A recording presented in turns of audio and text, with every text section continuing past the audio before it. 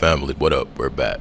We are live. I ain't gonna say we live, but y'all get what I'm saying. Anyway, thanks for being here, all that good stuff. I want to check this video out. I don't even remember seeing this, and y'all know how extensively I covered this whole thing, but it's about a story, and that's all I'm gonna say.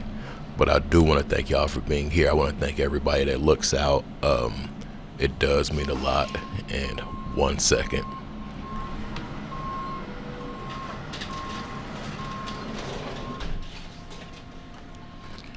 Alright, I'm back. Anyway, I live behind the plaza, and oh my god. Anyway, this video, we're gonna talk about some things that you really can't ignore about a particular situation. And in my opinion, a lot of it just doesn't make sense of how the outcome kind of would have happened if certain things didn't happen. Wink, wink. Let's get to this video. Shout out to the vault. Let me speed this up a little bit. And shout out to that truck out there. Jeez. 5 a.m. on February 5th, 2019. Lil Duurk, King Von, and Bay Zoo would get into a verbal altercation with a man in the parking lot of the Varsity, a popular restaurant located in Midtown Atlanta.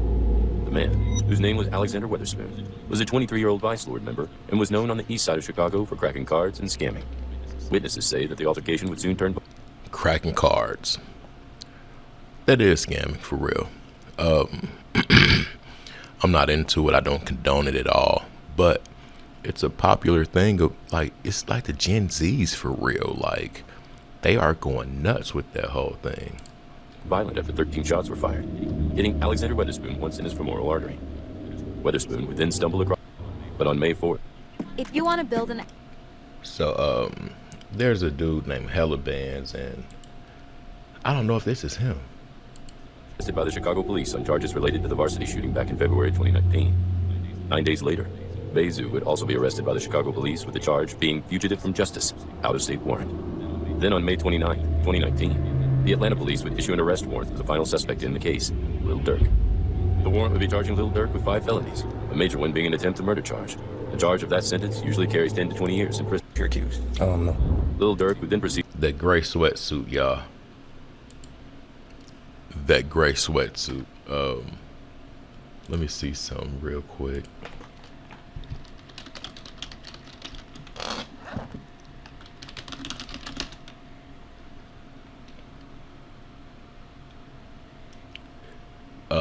I said something in one of my videos about a gray sweatsuit. I don't know if it'll play up to that point.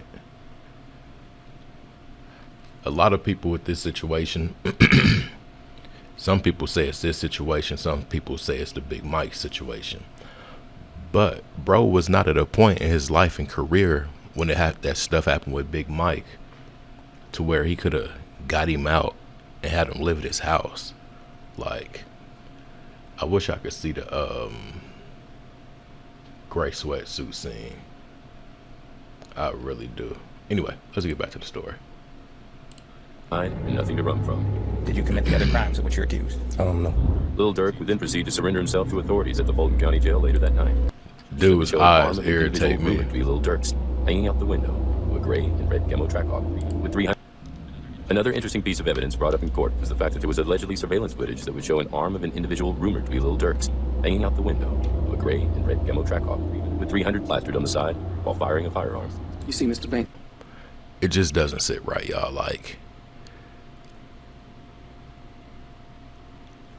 I want to take it there, but I don't want to take it there because I'm sick of feeling like if I say certain things, I'll get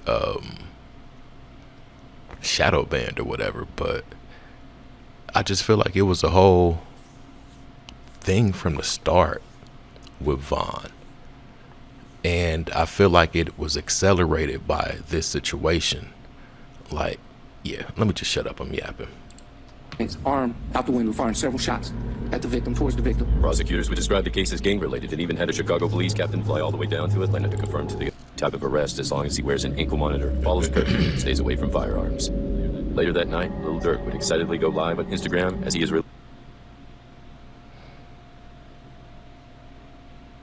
Come on, bruh. Lil Durk would excitedly go live on Instagram as he is released from jail. King Von would also be released the next day on a $300,000 bond. While out on bond, Lil Durk and King Von were no longer able to speak to each other, and both seemed to move a different type of way after their release. Lil Durk would seem to slow down and focus more on his career. King Von, on the other hand, would continue to live a fast and dangerous lifestyle despite already beating a murder charge back in 2016. Members of the O-Block Street Gang for their work and loyalty. This is in King Von's Took Her to the O. Point in the Hey, I story. want y'all to look at this dude's face in this video. Where is he at? Dude's face. Gang for their work and loyalty. You gotta watch them ones like him. You gotta watch them ones like him. King Von would also start up Get. Fans all across the world were really starting to believe and see with their own eyes that King Von and Lil Durk were possibly the most dangerous men in hip-hop. Then just 9 days later, after the murder of FBG Duck, Lil Durk would arguably have the most important moment in his career take place when he would be featured on Drake's hit song, Laugh Now, Cry Later. Crazy. And that's the stuff with me, y'all, is the coincidences. Yeah. And then this is the biggest part of his career, the name of the song, and then what happened 9 days later, or prior, I want to say. And they were getting from both the Drake collaboration and the FBG Duck situation to double down on their Savage Street reputations, regardless of the fact that the two were both very well aware that they were on bond and being heavily monitored by authorities. Lyrics came off to most fans as Lil Durk somewhat accepting the fact that his one-of-a-kind hip-hop run will ultimately come to an end with him receiving a hefty prison sentence. 7 months after King Von's sudden death, Lil Durk's brother D-Thang would also be shot and killed outside of a nightclub called Club O in Harvey, Illinois. All right, we're going to end this right here. It's a lot of stuff we already seen. And I'm not hearing well, I guess it is just a backstory. But now, I was looking in the comments, and they were saying that, like, maybe he gives something so he doesn't get in certain situations. And I don't know, a lot of people say that it's like that, if you catch my drift, without me having to say too much. But this whole situation, y'all, to sum it up, it really could have been avoided. It is so stupid that you do whatever they're accusing you of doing in a vehicle, a Trackhawk, with 300. And I got tied up earlier, but 300, that's the label. It's just a label. I'm gonna leave it at that. I ain't even about to start speaking about these labels, because look at what academics going through. Anyway, it could have been avoided. They were in a vehicle with a label vehicle, y'all. That was the advertising on the side of the vehicle. I don't know how dumb you can be to do something like that on camera in Atlanta. You come on, man. Like the video. I'm out. Peace.